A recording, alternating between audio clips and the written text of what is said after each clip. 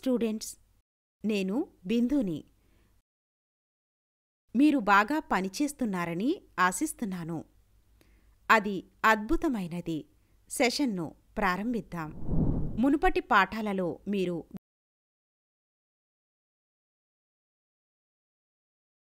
విముక్తి ఉద్యమం, భారత జాతీయ ఉద్యమం, అస్సాం ఉద్యమం మొదలైన నిర్దిష్ట లక్ష్యాల కోసం ఏర్పడిన వివిధ ఉద్యమాల గురించి తెలుసుకున్నారు.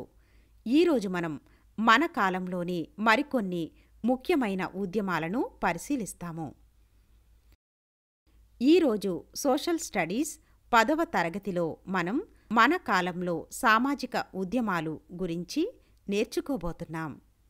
అభ్యాస ఫలితాలు: 1960ల పౌర హక్కులు మరియు ఇతర ఉద్యమాలు.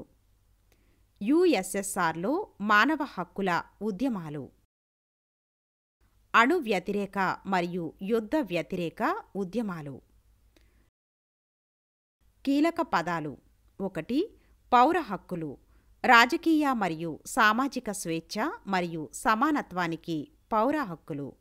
2.